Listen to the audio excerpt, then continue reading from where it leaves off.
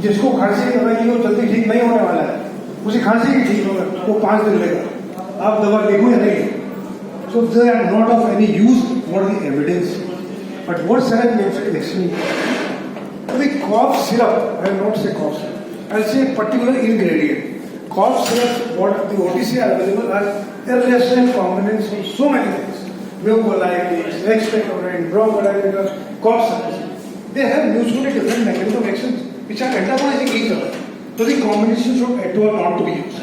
Now you come to the individual components, whether you want to use antihistamine, you want to use cough suppressant, you want to peripherally cough suppressant, they have certain places.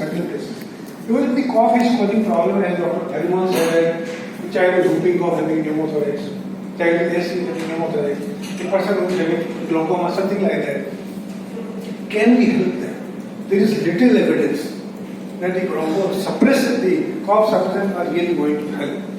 But if we come to the practical situation, the message for today's discussion will be cough suppressant as an individual component can only be used by a person who is qualified to use that and who knows what are the consequences for that. In very select situations, you have a role where the doctor has to decide not to prescribe the cough syrup.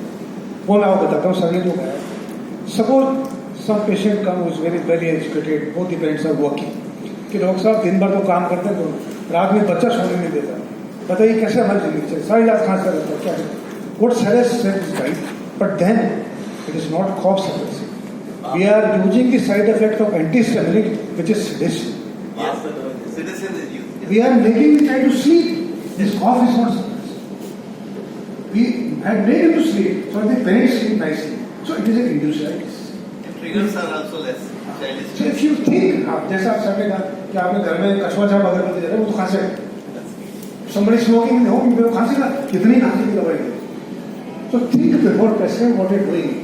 जो अभी बताया doctor अलीमोन ने कि African condition only हमारी problem क्या है कि मान लो आपने खांसी की दवाई लिखी थी, सर ने कहा कि भाई बहुत प्रेशर, वो गांव की लेडी आपने कहा 2.5 ml लेना 3 बार, तो पहली बार तो केमिस्ट उल्टा कर देगा, आपने कॉफ सिरप लिखी कॉफ ड्रॉप कराएगा which is 5 times more concentrated, फिर आपने लिखा 2.5 ml दे देना, 2.5 ml दे दी, खांसी तो रोके क्यों, खांसी रुकने वाला यही नहीं, cough syrup not going to have any effect on the cough, फिर आदमी चल रही फिर नहीं रुके आदमी को, फिर आदमी चल बंदे कुछ तो सुपर दैट फूड नहीं इलिटरेट लेडी वो सेल्फ मेडिकेशन करेगी इन दी होप कि यार कभी तो शायद ठीक होगी, 2 चम्मच दे लाते ये तो सुधार कर सकता is very dangerous. So for God sake do not prescribe any cough syrup until you know what I prescribe. And I am sure 99% of you might not know what is the content of that cough syrup.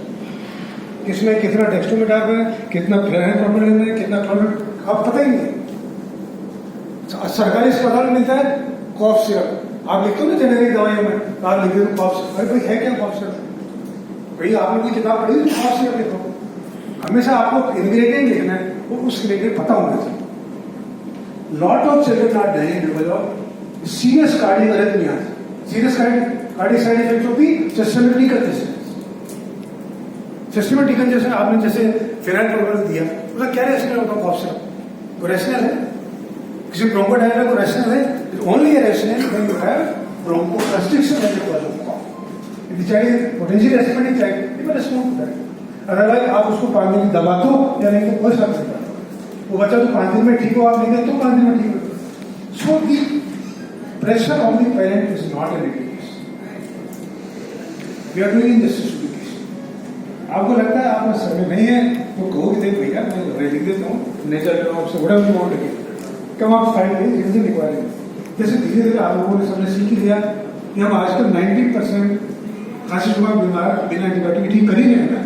सबने अपने आप को withdraw कर दिया, antibiotic कौन लिखता है? Under unless you have a significant indicator और clue to a bacterial infection, none of us are prescribe antibiotic, जबकि पहले समझ नहीं थे. तो जैसे जैसे साइंस हो रहा है हमें उसके साथ चलना चाहिए. आज का मेडिसिन यही है कि cough suppression should only be used under select situations by an expert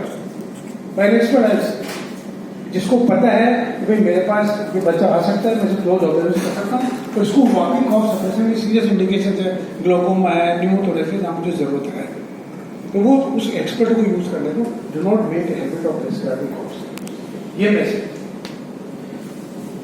आपको पता होना चाहिए, आपने ब्रोंकोडायलिसिस का कब रेस्पॉन्स जाएगा, ब्रोंकोस्ट्रिक्शन।